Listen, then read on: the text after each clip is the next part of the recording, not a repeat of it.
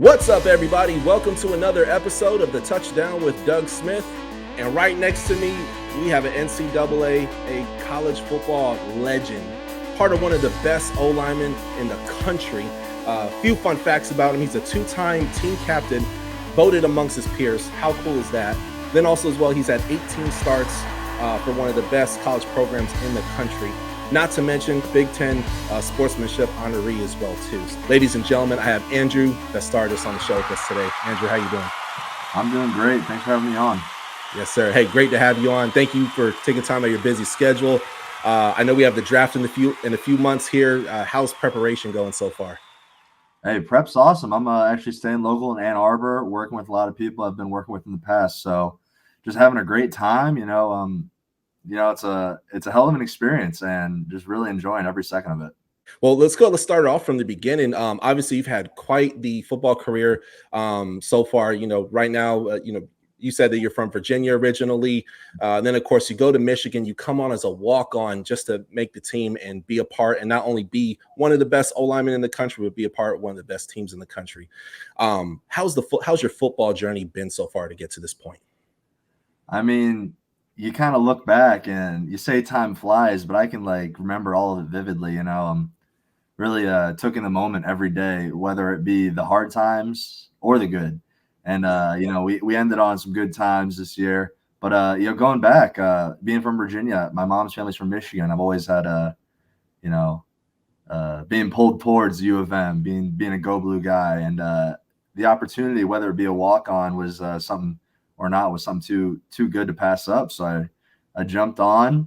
Felt a little overwhelmed for a few years, I'll be real. And going against great competition in practice, very few game opportunities, but just enjoying everything that came my way, knowing that, I'm just going to keep my head down. I'm somewhere where I want to be. I'm somewhere where I'm growing. And if you had asked me that first year if I'd be in the position I am today to, have a chance at the NFL, have an opportunity, I would have laughed. It would have seemed crazy how far you could grow in such a relatively short time. But I mean, I've loved every second. I've been around great people. I've made great friends. It's been a once in a lifetime opportunity. That's excellent. Now, Coach Jim Harbaugh, he is not only one of the best ever coaches to do it, but he is your direct head coach. How has it been being a player working underneath head coach Jim Harbaugh? Well, I mean, like I said, I've grown so much in I guess 6 years, which not many college players can say. Well, more nowadays, but I attribute that to Coach Harbaugh and the people he's put on staff. And I've had great leaders, him being probably the greatest, and learning how to become a leader from him and trying to emulate him as a captain these past 2 years. But even as a young guy, trying to be someone that, adopted that work ethic. So, I mean, he's a great man. He's grown over these years too with me. I've seen it. He's seen me, and a great friend. Known friend, trusted agent, as he would always say. That's excellent. That is excellent. Yeah, I've heard some very similar stories. We had a 3-star commit, Connor Jones, who will be hopefully suiting up for you all next year, and he had some great Jim Harbaugh stories recently on the show. So he's okay. Yeah, that's awesome. Yeah, I've seen him in the halls. Like I said, I'm staying around, so he early enrolled. Oh yeah, absolutely. And let me ask you, we got the NFL Combine, end of February, early March, I believe it is, right around the corner, and I've watched some tape on you, and my goodness, I mean, you are fast. You're like almost running back fast. Maybe I'm exaggerating, but you're really fast. And some of plays that, you're just a thoroughbred mauler. What kind of workouts are you doing to not only get ready for the next level, but to also get ready for the NFL Combine? Yeah, I hear you. Yeah, I'll hold you to that running back fast comment. I just want that to be known. Yeah, I mean, you're training for the combine, and that's focusing on a lot of speed, change of direction. Obviously, you got to be strength, endurance with the bench, but more than that, just staying up to date with football workouts, technique drills, because obviously you have that aspect of it.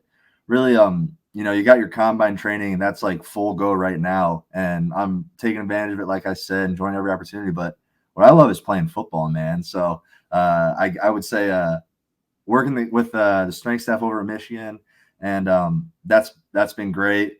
But playing football, doing those drills, just getting ready for hopefully playing more football, because that's ultimately why I love to do it, is the game, the camaraderie, the relationships, and just getting down in the trenches and getting dirty. Because, as everyone that played the game knows, it's that's really what the memories are made of, is those relationships and that grind, that strain. So yeah, the prep's going great, but hopefully it leads to more football. Yeah, absolutely, absolutely. And let me ask you, obviously you've had a very decorated career while playing at Michigan. Who are some players that you model your game after? hmm Yeah, shoot. Like I said, I didn't really come on until the last couple of years, and I have had the privilege to be behind some great players and learn from them, whether that be their game or their leadership style. And I know there were a few guys early on that were older heads that Mhm. so far above and beyond. I think two that come to mind then was Mason Cole, who is now on the Vikings. He was a great player, but a great person. The way he studied the game, the way he tried to learn it, because he made a bunch of position changes from tackle to center and then back to tackle. But just how he studied the game, and then kind of likewise Patrick Kugler. He was a center at Michigan my first 2 years. Ended up being a GA. I think he just got the O-line coach at Maine, so good for him. Oh He's wow. awesome. Both of them are awesome. So Yeah. yeah, just the way they studied the game. And Kugler was more like me in the aspect that he didn't get his chance until late in his college career, and he really just took it and ran with it. His smarts being a big part of his game, but really just doing whatever he can to get his body right, because it's not always the body's ready to play college football, the body's ready to play NFL football. You gotta get in that shape, and I kind of took his work ethic and really Mhm. both of theirs. They both had great work ethic, but kind of like, hey, even if it's not there at the beginning, you can make yourself into a football player if you have the mindset and the will to. So I guess following those guys were really big in my early years. And then even guys in my class, and even one that's younger, I think of Ben, I think of Mike, I think of Runyon, guys that I played with on great O lines, and Caesar, and Yeah. just really how they played the game, how they studied the game, the same thing. Just guys that were my age or even younger, just looked up to, because they were great football players and great guys. That's excellent to hear. And let me ask you, obviously, crushing loss at the end of the year, right? But you all had a phenomenal run, beat Ohio State. That was great. Yeah. And it's been some years since that's happened, so that was really excellent. Mhm. How are some ways that you ultimately overcome loss? Obviously, loss is a part of football, right? Loss is also a part of life. Mhm. Going into the next level, what are some ways that you're going to take in whenever that does happen, that you're going to help take your game to the next level? Mhm. Mhm. Yeah, I think personally, and I've had the pleasure of being surrounded by a lot of intrinsically motivated people. Like, they want to win, just naturally. That's who they are. They want to be the best they can be, because that's just who they are. They don't have to be out externally motivated. And I think Mhm. being around a bunch of guys like that made it easy to move on from downtimes from last year to this year, whether for us in Michigan, whether it be after our one loss during the regular season this past year, just guys coming together knowing like, hey, we got to step it up, and that be as a unit and as individuals. And it was honestly a pleasure to work with guys that had the same mindset, had the same drive, and to see where some guys, and I can be reflective about myself too, we just were able to take our game to another level, like keep pushing ourselves even in the dog days of the season, because we're having fun. We're doing it as a unit. And I think, as you say, going to the next level, you don't lose that sense of team, that camaraderie, and that internal leadership, whether it be from the staff or on the team. And I think moving forward, that's really just how it is. You just got to adopt that. Like I said, had great mentors that have taught me all these things, and I think that's got to be the mantra for a lot of great players at the next level. So I'm looking forward to learning from some vets, some great players, some great people moving forward, and bring a little bit of what I got to the table. Yes, sir. And let me ask you, game day, what is in your headphones? Was it my headphones? Oh, Yes, you'll sir. be surprised. It's actually pretty mellow. Nothing too crazy. Nothing nuts. Maybe some country, a little Cody Johnson. I don't Okay. know. I never had a set playlist. I was Yeah. really just kind of relaxing, going over the game plan, and just you also. I don't really need music. You look around the locker room, you just see it in people's eyes. That gets me fired up. Seeing everyone getting ready for a game, no one Never really heard has that to go out saying. Yeah, there. that's true. So I did I do love that aspect of it. Like I said, the whole camaraderie, teamwork, all that heck, they fuel me just as much as I feel like I fuel them. Yeah, absolutely. Absolutely. Yeah. They say energy is definitely, it rubs off on you if you're around the right people, and you are who you hang around with, especially when teammates. You have that energy in the locker room. It's just an exciting feeling that words really can't quite explain. Yeah, absolutely.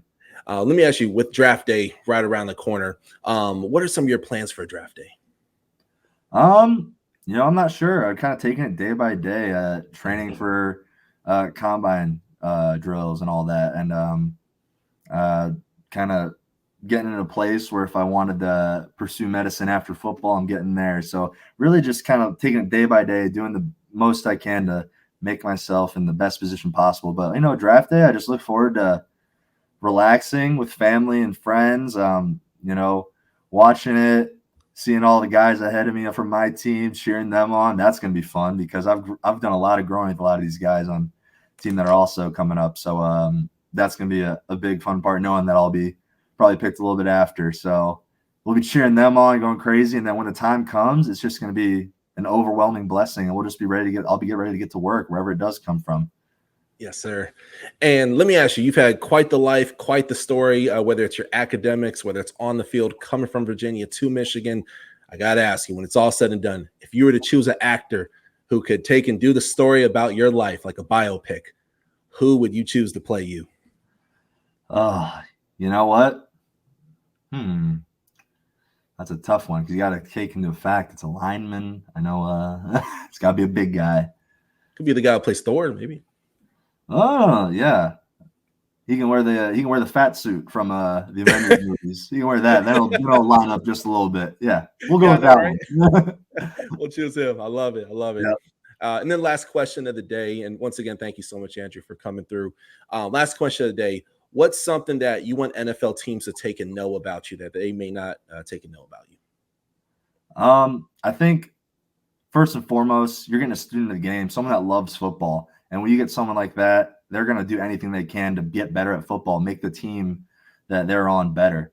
And really, whatever's asked of me, it's going to get done because I love the camaraderie. I love the sport. I respect it. I respect the guys around me in this game.